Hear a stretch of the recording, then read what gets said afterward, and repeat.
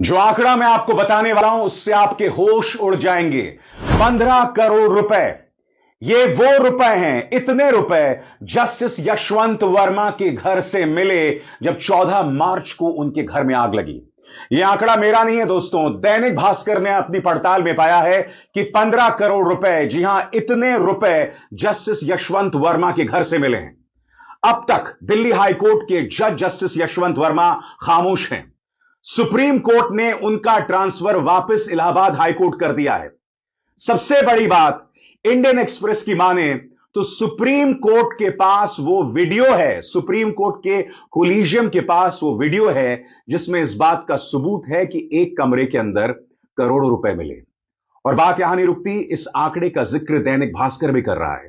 तो आज मैं आपसे एक सवाल पूछना चाहता हूं दोस्तों, एक ऐसे वक्त जब जजों की विश्वसनीयता पर सवाल उठ रहे हैं, एक ऐसे वक्त जब कई सम्मानित जज प्रधानमंत्री नरेंद्र मोदी की खुलकर तारीफ करते हैं, एक ऐसे वक्त जब उनके फैसलों पर सवाल उठ रहे हैं, विश्वसनीयता पर सवाल उठ रहे हैं, तो आखिर क्या वजह है कि जस्टिस यशवंत वर्मा के घर में कितना पैसा मिला, इसको लेकर थोड़ी पारदर्शिता दिखाई जाए, ट्रांसपेरेंसी दिखाई जाए। खुद यशवंत वर्मा इस मुद्दे पर पूरी तरह से खामोश हैं। मगर आज पूरे तथ्यों के आधार पर मैं आपको बतलाना चाहता हूं यह मामला क्या है।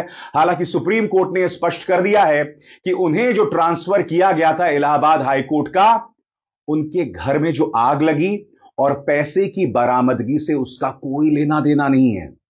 सबसे बड़ी बात, अग्निशमन दस्ता जिसने आग बुझाई वो अपने बयान से पलट गए। उन्होंने पहले बयान क्या दिया, बाद में बयान क्या दिया, कुछ देर बाद। मगर सबसे पहले दोस्तों मैं आपको बतलाना चाहता हूं इस बारे में क्या कहता है दैनिक भास्कर आपके स्क्रीन पर। जस्टिस वर्मा के बंगले में एक्सीडेंटली कैसे मिला बेहिसाब पैसा? जवाब, 14 मार्च यानी होली की रात करीब 11:30 बजे दिल्ली हाईकोर्ट के जस्टिस यशवंत वर्मा के दिल्ली स्थित सरकारी बंगले में आग लग गई। जस्टिस वर्मा घर पर नहीं थे तो उनके परिवार ने फायर ब्रिगेड और पुलिस को सूचना दी। मीडिया रिपोर्ट्स के मुताबिक बंगले के स्टोर रूम में आग लगी थी। यह एक छोटी आग थी। 2 फायर ब्रिगेड ने मौके पर पहुंचकर आग बुझाने का काम शुरू किया और पुलिस भी आ पहुंची। इसी दौरान एक कमरे में कैश का ढेर मिला। इलाहाबाद हाईकोर्ट बार एसोसिएशन ने इस मामले में प्रस्ताव पारित किया है जिसमें इस रकम को 15 करोड़ रुपए बताया जा रहा है दोस्तों। मगर आपके जहन में सवाल होगा दोस्तों कि आखिर इस बारे में क्या प्रमाण हैं? तो दैनिक भास्कर और इंडियन एक्सप्रेस इसको लेकर क्या कह रहा है, इस पर गौर किया जाए दोस्तों। जस्टिस वर्मा के घर कैश मिलने की बात कैसे फैली? मीडिया रिपोर्ट्स के मुताबिक जस्टिस यशवंत वर्मा के घर जैसे ही जलते हुए नोट दिखे तो इसकी सूचना पुलिस के आला अधिकारियों को दे दी गई। अधिकारियों के जरिए यह सूचना सुप्रीम कोर्ट के चीफ जस्टिस संजीव खन्ना और दिल्ली हाईकोर्ट के चीफ जस्टिस यशवंत उपाध्याय के कार्यालय तक पहुंची। किसी ने इस घटना के वीडियो और फोटो भी बनाए थे जो चीफ जस्टिस ऑफ इंडिया को सौंप दिए गए हैं। और सबसे बड़ी बात दोस्तों, खुद इंडियन एक्सप्रेस इस बारे में क्या कह रहा है दोस्तों, यह है आपके स्क्रीन पर उसकी रिपोर्ट जिसमें वो कह रहे हैं, the supreme court collegium met Thursday evening and decided to recommend the transfer of justice Verma back to Allahabad high court. यानी कि सुप्रीम कोर्ट कोलिजियम मिलता है और उनके ट्रांसफर के आदेश कर देता है कि इन्हें इलाहाबाद हाई कोर्ट भेज दिया जाए। आखिर highly placed sources said the 5-member collegium considered the transfer after they were apprised about a video of the incident at Justice Verma's residence. यानी कि उनके घर में एक वीडियो मिला है, उनके घर में पैसे की बरामदगी को लेकर, और जब सुप्रीम कोर्ट ने इसे देखा उसी के आधार पर उन्हें ट्रांसफर किया गया है। हालांकि आधिकारिक तौर पर सुप्रीम कोर्ट कह रहा है कि उनके घर में जो आग लगी है उसका इस ट्रांसफर से कोई लेना देना नहीं है।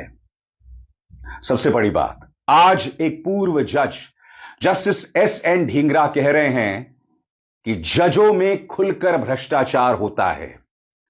आज कोई एस.एन. ढींगरा साहब की क्यों नहीं सुन रहा?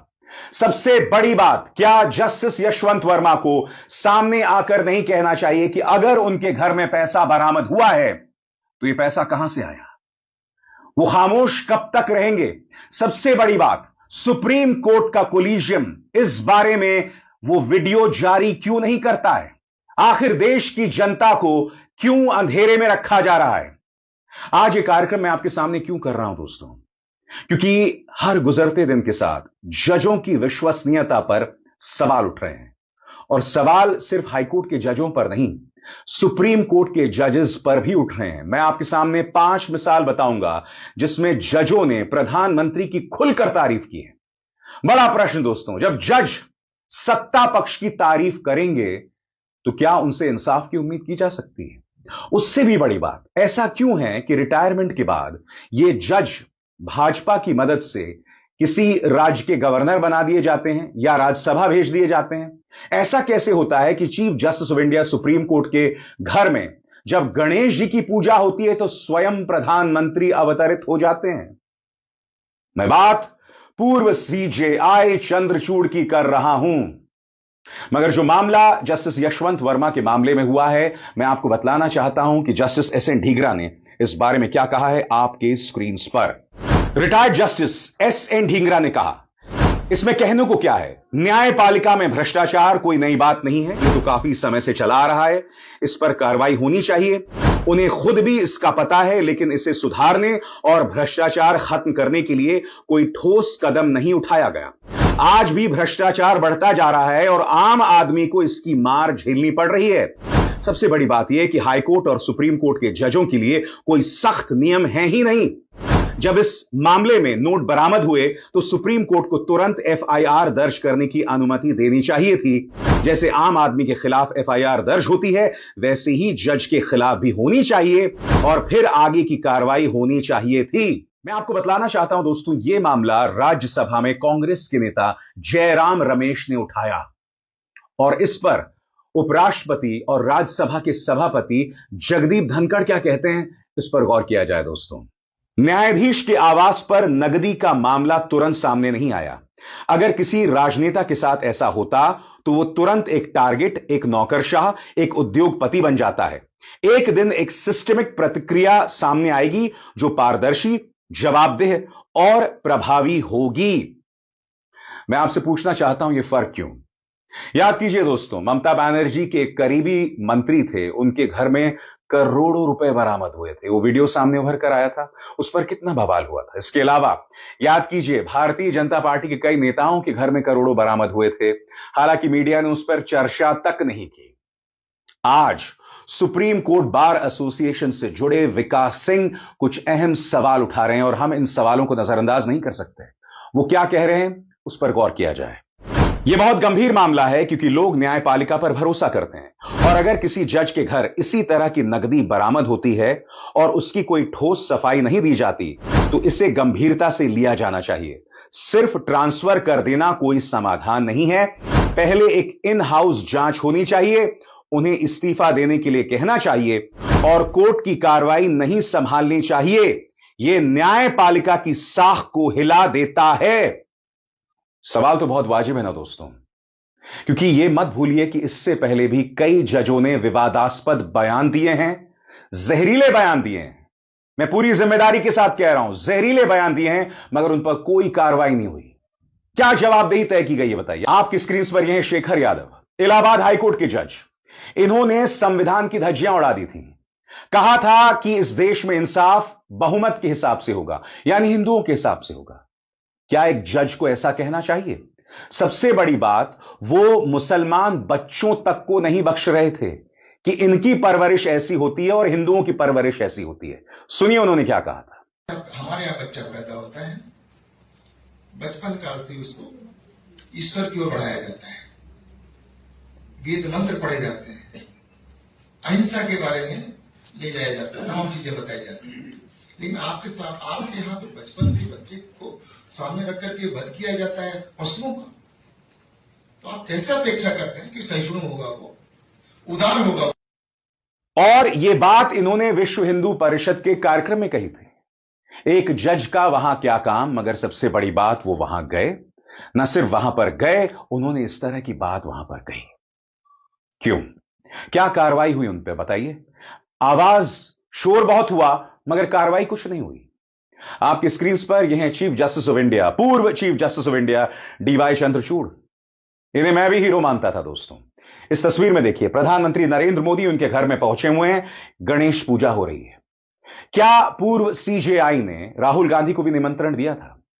सबसे बड़ी बात, इस तस्वीर को देखिए, राम मंदिर का फैसला आया था और इन सभी जजेस ने जश्न मनाया था। इन सभी जजेस ने जश्न मनाया था। और इनमें कौन कौन है? रंजन गोगोई साहब हैं, अब्दुल नजीर साहब हैं, चंद्रचूड़ साहब हैं, बोबडे साहब हैं। कौन रंजन गोगोई? रंजन गोगोई जो रिटायर होने के बाद राज्यसभा चले जाते हैं भाजपा की मदद से। बात वहां नहीं रुकती, इन पर यौन उत्पीड़न का आरोप लगता है, सेक्सुअल हरासमेंट का। कोई कार्रवाई होती है? नहीं होती है। अब्दुल नजीर आपके स्क्रीन पर, अब्दुल नजीर जो कि उस खंडपीठ का हिस्सा थे, क्या आप जानते हैं अब वो आंध्र प्रदेश के गवर्नर हैं? कैसे? मैं समझना चाहता हूं। इस तरह की आपको कई मिसाल मिलेंगी दोस्तों। जस्टिस अशोक भूषण थे, उन्हें एनसीएलएटी का प्रमुख बना दिया गया। और बात करते हैं chief justice of India Chandrachud.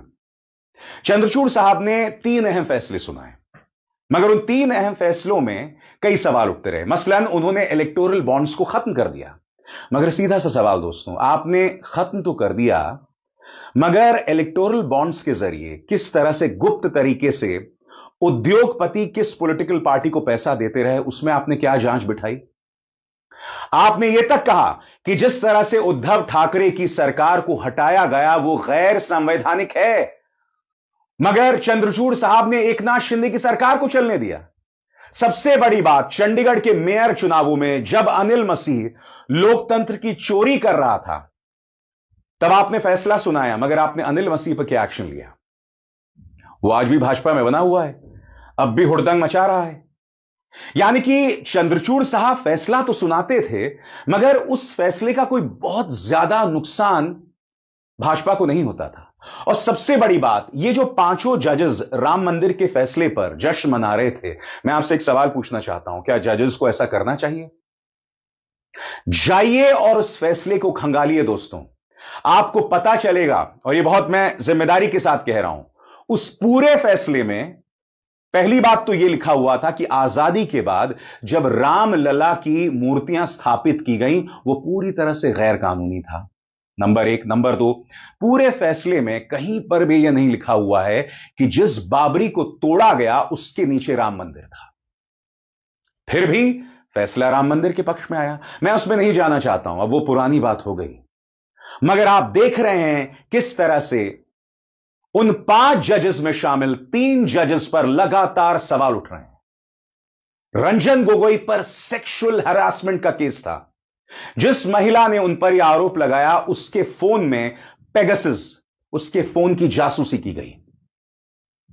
ये तमाम तथ्य हैं, इससे आप मुंह नहीं मोड़ सकते हैं। मैं समझना चाहता हूं क्यों। सबसे बड़ी बात, जस्टिस यशवंत वर्मा के घर में अगर हम दैनिक भास्कर की माने तो 15 करोड़ रुपए मिले।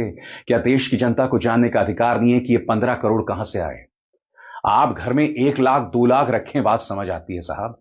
5 लाख भी रखें, बात समझ आती है। मगर अगर आपके घर में 15 करोड़ हैं, जैसे कि दैनिक भास्कर दावा कर रही है, सुप्रीम कोर्ट के कोलिजियम के पास वीडियो है, तो देश की जनता के सामने क्या यह बात साफ तौर से उभर कर नहीं आनी चाहिए कि यह कितना पैसा है, कहां से आया? कोई जवाबदेही नहीं है क्या? ट्रांसफर करने से बात खत्म हो जाती है। यह कार्यक्रम सिर्फ जस्टिस यशवंत वर्मा के बारे में नहीं है दोस्तों, यह कार्यक्रम है हमारे समाज के अंदर, हमारे सिस्टम में जो माननीय जजेस हैं उनकी विश्वसनीयता पर। और मैं स्पष्ट कर दूं, मैं न्यायपालिका पर सवाल नहीं उठा रहा हूं, मैं सिर्फ तथ्यों के आधार पर आपके सामने कुछ मुद्दे रख रहा हूं। सबसे बड़ी बात, सबसे शॉकिंग बात, हमारे सामने कम से कम 5 ऐसी मिसालें हैं जहां जजों ने खुलकर प्रधानमंत्री की तारीफ की है। आप बताइए, इसमें आपको कुछ गलत नहीं लगता? मैं आपको बतला चुका हूं, जो फैसले आए उस पर सवाल उठते रहे हैं। ऐसे में जजेस जो हैं वो प्रधानमंत्री की तारीफ कर रहे हैं। 5 मिसाल मैं आपको बतलाऊंगा, मगर उससे पहले आपसे एक अपील। आप में से कई लोग मेरे कार्यक्रम को देखते हैं जब आपके फोन पर नोटिफिकेशन आता है, सिर्फ उसका इंतजार मत कीजिए दोस्तों, खुद मेरे चैनल्स पर जाइए, चाहे यूट्यूब या फेसबुक, मेरे कार्यक्रमों को खंगालिए, रहिए अपडेटेड। तो दोस्तों, हम बात कर रहे हैं जजों की विश्वसनीयता की।